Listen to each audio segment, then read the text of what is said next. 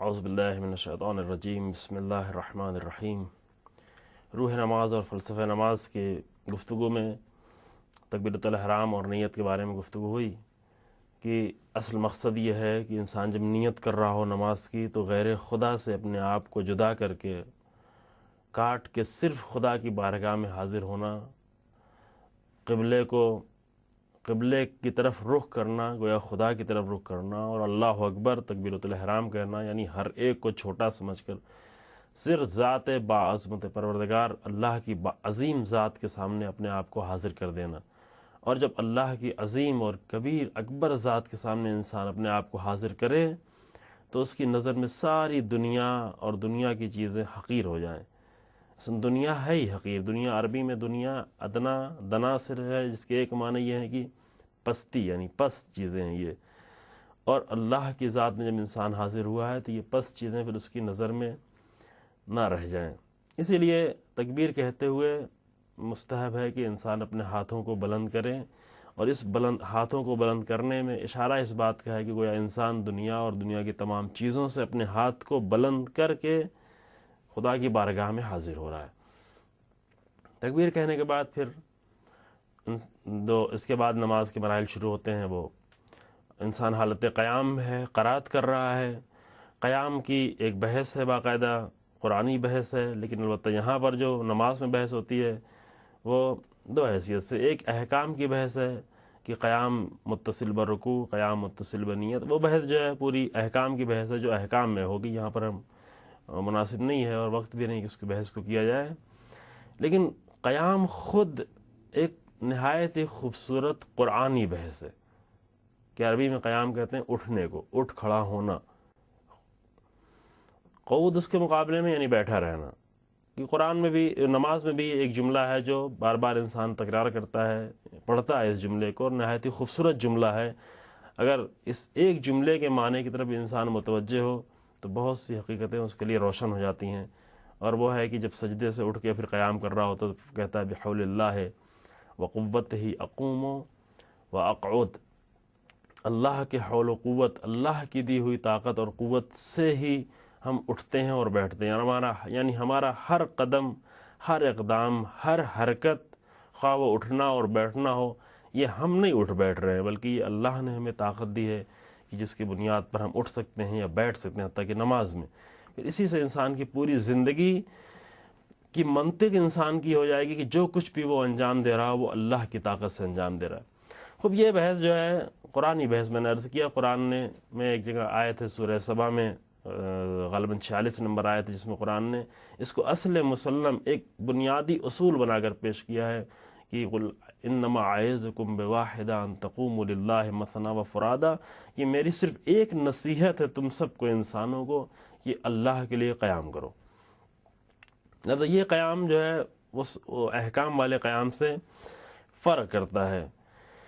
خدا کے لیے قیام کرنا، یہاں پر چند روایتیں ہیں جو اس میں سے کچھ ہم آپ کی خدمت میں ایک دو پیش کر سکتے ہیں کہ یہ جب انسان حالت قیام میں ہو، بعد میں بھی قرات کی بحث میں عرض ہوگا کہ یہ بہت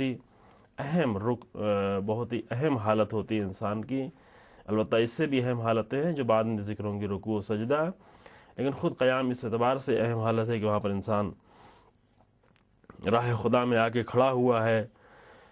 لہذا روایت ہے امام سجاد علیہ السلام سے، فرمایا کہ امام صادق علیہ السلام نے فرمایا کہ کانا علی ابن الحسین علیہ السلام اذا قام الی الصلاۃ تغیر لونہ۔ امام علی ابن حسین، امام زین العابدین علیہ السلام جب نماز کے لیے قیام کرتے تھے تو آپ کے چہرے کا رنگ متغیر ہو جاتا تھا۔ البتہ تمام ائمہ کی یہ حالت ہوتی تھی۔ یا دوسری روایت میں ہے ابان ابن تغلب نے آ کے سوال کیا امام جعفر صادق علیہ السلام سے، انی رأیت علی ابن الحسین علیہم السلام اذا قام الی الصلاۃ غشی لونہ لون آخر، کہ میں نے دیکھا کہ جب علی ابن حسین یعنی امام سجاد علیہ السلام نماز کے لیے قیام فرماتے تھے، کھڑے ہوتے تھے، تو آپ کا چہرہ متغیر ہو جاتا تھا، چہرے کا رنگ متغیر ہو جاتا تھا۔ اس وقت امام نے فرمایا فقال علی، اس وقت امام نے مجھ سے فرمایا، راوی کا کہنا ہے واللہ ان علی ابن الحسین کانا یعرف الذی یقوم بین یدیہ، امام صادق علیہ السلام فرما رہے ہیں کہ امام زین العابدین علیہ السلام وہ جانتے تھے کہ کس کی بارگاہ میں آ کے کھڑے ہیں۔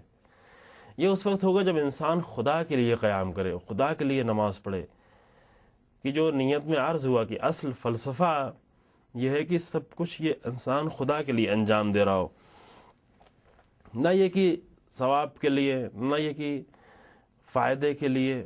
فائدے بھی انسان کو ملیں گے، ثواب بھی انسان کو ملے گا، لیکن انسان اگر اپنی نظر کو بلند کرے تو وہ تمام امور کو خدا کے لیے انجام دے سکتا ہے۔ جیسا کہ امام صادق علیہ السلام ہی کی روایت ہے کہ ایک قوم ہے کہ عبد اللہ رغبتاً، ایک قوم ہے جو اللہ کی عبادت کرتی ہے لالچ میں، جنت کی لالچ میں، دیگر لالچ میں، ممکن ہے دنیاوی لالچ، جنت کی لالچ پھر بھی ایک بڑی لالچ ہے، ممکن ہے دنیاوی لالچ میں عبادتیں کر رہا ہو۔ امام نے فرمایا کہ یہ تلک عبادت العبید، یہ بندوں کی عبادت ہے، غلاموں کی عبادت ہے۔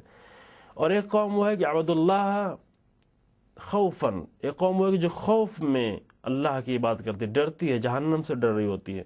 یہ بھی جو ہے عبادت ہے۔ پہلی عبادت کے لیے فرمایا کہ دل کا عبادت تجار، یہ تاجروں کی عبادت۔ دوسری عبادت کے لیے فرمایا کہ یہ غلاموں کی عبادت ہے۔ پھر فرمایا کہ تیسرے لوگوں جو شکر کے لیے اللہ کی عبادت کرتے ہیں، اللہ کو اس کا لائق سمجھ کے، جیسا خود امام علیہ السلام کے بارے میں امام علیہ السلام نے اپنے لیے فرمایا کہ الہی ما عبدتک طمعا فی جنتک ولا خوفا من نارک لیکن وجدتک اہلا لعبادہ فعبدتک۔ پروردگارہ میں جنت کے لالچ میں عبادت نہیں کرتا، نہ جہنم کے خوف سے۔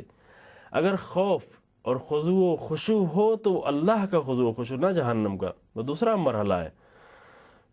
بل وجدتک اہلا لعبادہ فعبدتک، تجھ کو عبادت کا اہل، جب تیری نعمتوں کو دیکھتا ہوں، تیرے کرم کو دیکھتا ہوں، تیرے صفات کو دیکھتا ہوں، تو انسان مجبور ہے کہ اس کے سامنے سجدہ کرے۔ مشکل ہماری یہ ہوتی ہے کہ ہم جس راستے سے آتے ہیں وہ راستہ صحیح نہیں ہوتا، لہٰذا کبھی تھک جاتے ہیں، کبھی دور ہو جاتے ہیں، کبھی فرار کرتے ہیں۔ لیکن اگر انسان اس کے حسن کو سمجھ رہا ہے، اللہ کی صفات کو دیکھ رہا ہے، تو اس کی جو عبادت ہوگی وہ شوق کی عبادت ہوگی، عشق کی عبادت ہوگی، لذت کی عبادت ہوگی۔ کہ خدا ہم سب کو توفیق عطا فرمائے اس طرح کے۔ الحمدللہ رب العالمین، وصلی اللہ علی محمد و آلہ الطاہرین۔